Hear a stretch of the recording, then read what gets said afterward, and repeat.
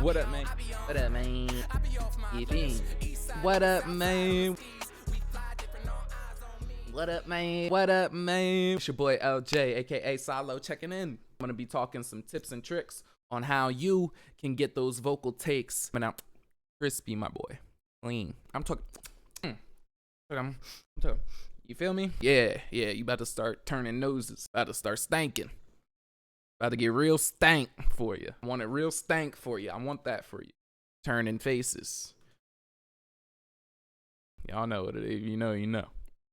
So we're going to be talking tips and tricks on how to make sure those takes are coming out crisp. Talking singing vocals, and I'm talking rap vocals. Me personally, who am I? I am an artist and producer. I've been making music and writing since about 10 years old.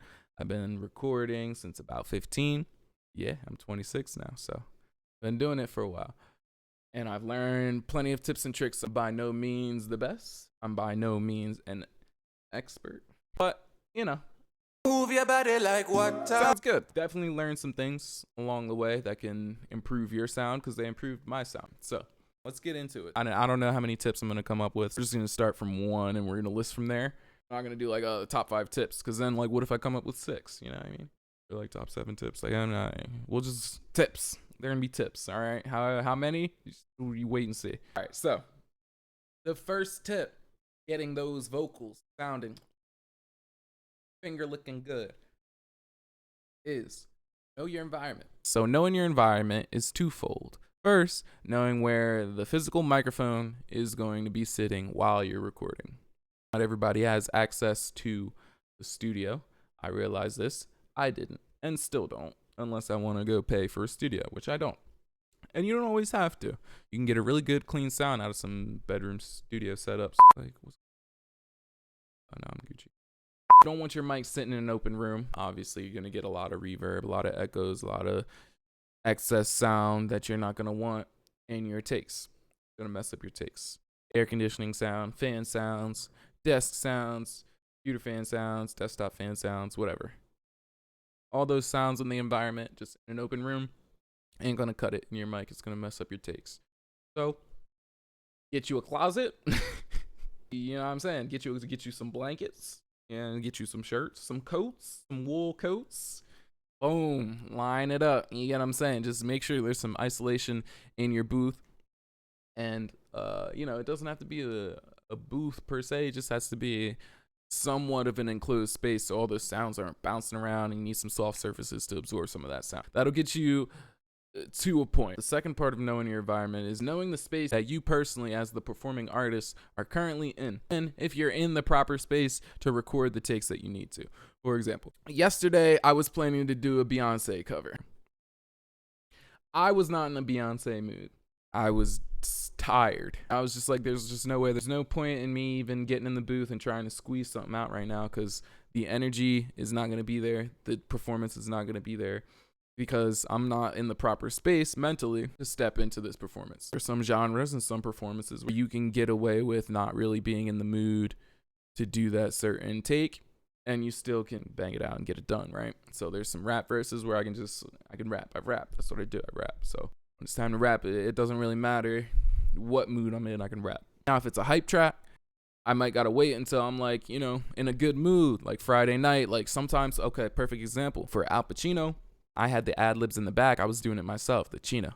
Around town with the Nina. And I was doing it myself, right? But it wasn't quite capturing the energy I was going for. I was going for like a group chanting kind of vibe. So I was like, all right, we got 5 artists in the house. Let's just get all the guys in the booth and let's have them do the chants. And boom. So on that second Al Pacino demo, those ad-libs hit a lot harder and hit closer to what I was hearing because we were able to capture the energy that was needed to make the performance come across properly. That is important. And then, Devin was recording something one night. He was like, I want to record this right before we all go out. Like, right before we leave. Like, I want to get that energy and I want to put that through the mic because it does come through. I remember I was talking to Jack at one point. I was like, smile. Like, have a good time while you're in the booth because you can hear that. It comes across. Like, you can hear yourself having a good time when you're in the booth. I move in the booth.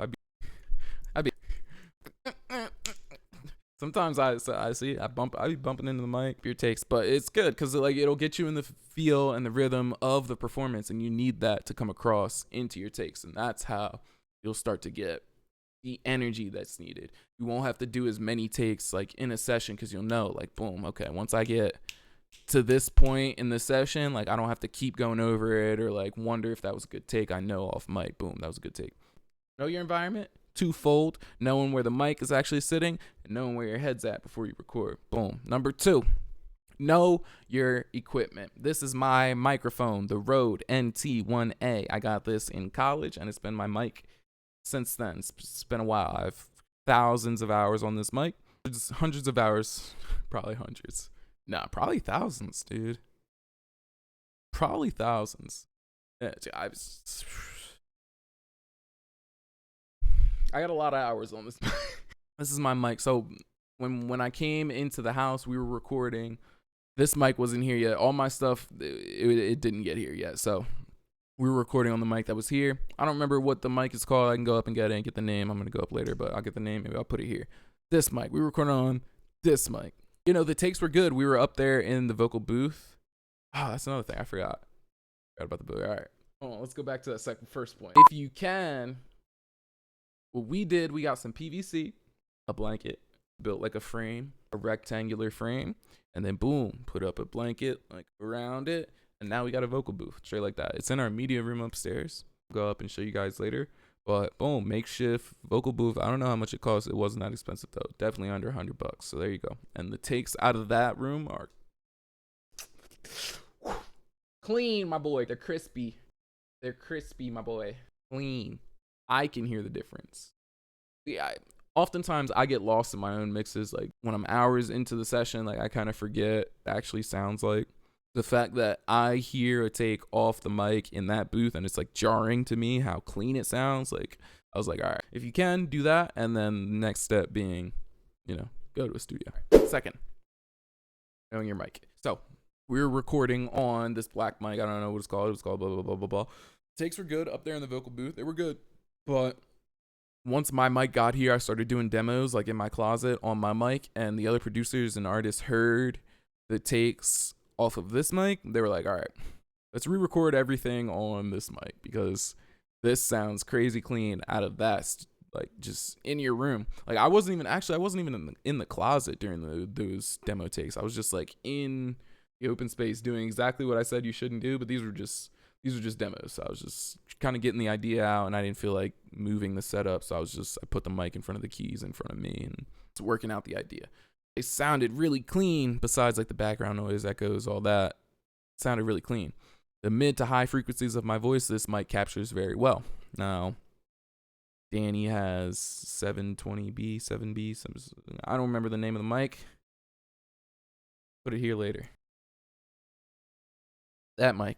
His voice sounds dope on that. That's a lot of podcasters use that mic. I would use that mic right now for like this, but not my mic, and I don't have $700 to spend on another mic, an extra mic. I'm not gonna buy an extra mic for recording and one for maybe when I can quit this job, then I'll buy another mic. How about that? So that mic sounds good. I feel it captures the lower registers of your voice very well. And I'm not often going for that sound. I don't have a very low voice. And a lot of the music that I make, I mean, I have some rap verses where I'm like going lower in my lower registers. But since I started developing my falsetto, I use it a lot. I like it a lot. And I just like sitting higher in my vocal register when I perform, because the energy is often up, and when my energy's up, my voice often goes up higher. But knowing your mic is important, because Emilio and Jack went to try it on my mic as well, and Emilio's opinion was that it didn't sound quite as good. The word he used was harsh. It sounded harsh. Now on this mic, I do have to record lower. I know if I'm going to be projecting into this mic, I need to turn it way down because it will clip and it sounds very harsh when it gets anywhere near that.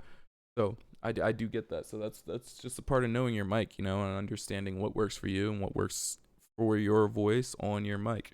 It's important because you're going to find things that work on your mic, work well, and then you go record on a different mic and it doesn't sound quite the same. You're going to have to figure out maybe a different vocal chain or different proximity to the mic, a different placement. We're going to talk about mic placement as well, but yeah, every mic's different. Every mic picks up different, colors and frequencies, capturing sound and translating that back out through the speakers. It's going to come across differently, microphone to microphone. So you really got to know what your mic does well and what it doesn't do well, and figure out how to harness the good aspects and amplify them. Know your microphone, know your equipment. 3, location. Number 3, the third tip is like real estate. And what else? Third tip is like buying a house. Location, baby. Part of that is the environment. Going back to tip 1, closet, vocal booth. Part of that is the location and proximity of you and the microphone. So let's get in the booth. We're going to check that out. Okay, so boom. So you know your environment, you know your equipment and the mic you're going to use, you know your mental headspace, you're in the mood to record. So now you're ready to hop in the booth, right? Right. Wrong. No, I don't even step foot in the booth until I've done my vocal exercises. So that's the first thing we're going to do. I'm not going to drag you through that. It's not what this video is. It's not how to improve vocally. If you want that video, let me know in the comments and I'll do a video like that. But that's not what this is. So I'll run through my exercises, quick montage.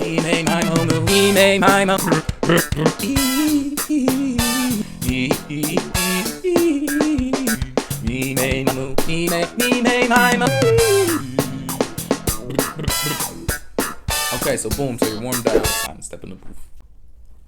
Where do you want your microphone and where do you want to be? Me personally, I would say it depends. So let's do it like this. Bloop, mic on a mic. I like that. So if I was gonna set up this microphone to record some vocal takes, first off, I would probably have this microphone in that back corner. I like the mic to be right at the level of my mouth, pretty much. Oftentimes, if I'm doing a vocal take that's in a falsetto or a higher pitch, I'll bring the mic maybe about here, and I'll keep it there. Just so I'm high, I keep myself open, I keep my throat open, pause. Just so I'm up here, I'm comfortable, my shoulders are back, I'm relaxed. I like to bring the microphone up to catch some of those higher frequencies in my voice. Now, if I'm recording some gritty rap vocals, I'll probably bring the microphone down, maybe max to here. But I don't like to go too low. We're talking about 1.5 inches. Talking minor adjustments, but they do make a difference in catching those lower or higher frequencies, and you can play with it. Depending on your mic, it might be a little bit more drastic, but I found that this is what works really well for my mic. Now let's talk about proximity to the microphone. Again, this is going to depend a little bit. If I'm doing like a whisper kind of performance, like an Al Pacino on that second note, right, to get that effect, we turned the microphone up, I came close to the mic, my mic, and I did right around town with the Nina.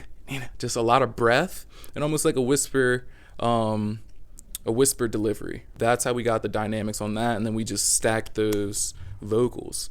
Vision was to get that kind of like whisper feel, and I'm like, okay, whisper, I want it to feel like it's right up close to your ear, so I get right up close to the mic, so that comes across. Conversely, let's say a song like Songbird. I don't know if I'll be playing the demos for that. Songbird. Nah, I don't know if we're playing the demos for that yet, but those vocals are really open, they're really loud. No, I can't lose something so beautiful, our lips so sweet. That's probably where I'd be in proximity to the microphone for a song like that. Just honestly, so I can have some movement and be a little bit more, like I wouldn't look away from the mic, but I could be a little bit more expressive with my movements, a little bit more free and open. I can really like get the, you know what I mean? You don't have to go. Nah, I wouldn't get that close to the mic, but something like that, boom, I'm gonna be a little bit further from the mic. Honestly, I'd probably take it up to that higher threshold just because it's up there in pitch, right? And I like to, when I get up there in pitch, sometimes I go like that with my chin. And so I want to catch that. So yeah, proximity to the mic and the position of the mic matters. That's the next tip. I don't know what number we're on. That's the next tip. I don't feel like going back and count. No, my mic.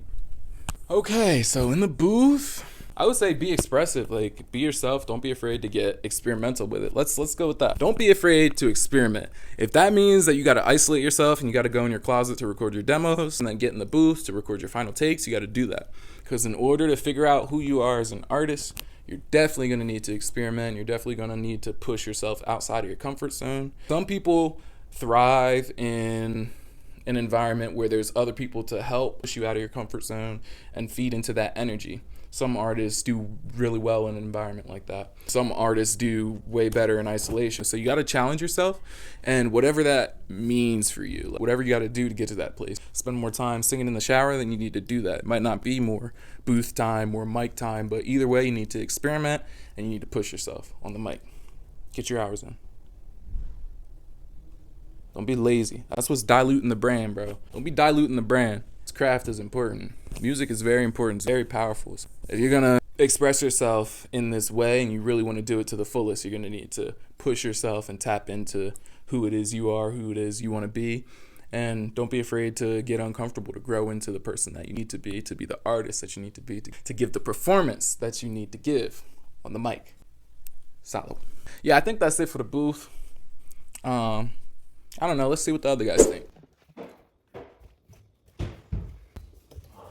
Hey, you interview. We doing an interview. You got time for an interview, bro? Yeah, perfect. Who we here with? Who do we got here? Tell me your name, bro. Emilio. We got Emilio here. How long you been doing music, bro? Since I was a kid, I guess. Since a kid. All right. So give me as many tips as you can how to get clean vocal takes, Emilio. Clean vocal takes. Crispy. So source. If your source is trash, you probably will have a hard time. But if you get a shitty vocal take, you can still work with it. I guess the key is just maintain the levels and shape the mix around the vocal. If you have a shitty vocal take and it's kind of like harsh, then make maybe the rest of the mix darker. That's what I would do. Yeah. Emilio, my guy, appreciate your time. You heard it here first. That's it, my Okay. guy. Yes, sir. Boogie move. I'm doing an interview. Okay. You ready? Yeah. Boom. Who do we got here? Tell the people your name. This is Danny C. Okay, we got Danny C here. Danny C. How long you been making music, Danny C? Since I came out the womb. Out the womb. Danny been making music since out the womb. So tell me, Danny C, give me as many tips as you can on how to get really clean vocal takes. Go. Clean vocal takes. Crispy. Practice, vowels, consonants. Do your breathing. Forget to breathe. And then do it all over again. Yeah. You heard it here first. Danny C. It's a bad man. Yeah. Appreciate you, man. I got you. Killed it.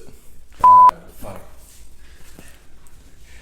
Who are we here with? Your name. What's your name? My name is Devin Nipper. All right, we got Devin Nipper. How long you been making music, Devin? I've been making music for a long time.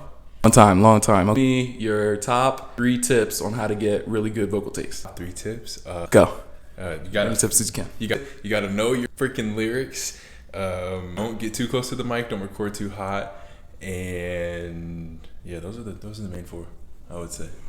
That's dope. You heard it here first. We got Devin here. Good work, my man. Bring that on me. Okay, so boom. If you watched this far, then you've heard a bunch of tips on how to get your vocal takes. I'm talking crispy, finger licking good. I'm talking stank. I'm talking what's that smell stank. I'm talking turn noses. I'm talking turn the chair. I'm talking in that looking like the voice. Finger looking good, my boy. Clean vocal takes. Know your environment. Know where the mic's gonna be at. Know yourself. Know your equipment. Know what works for you. Do your vocal warm-ups. Make sure you're in proper proximity to the microphone. Make sure you have room to do your thing. Express.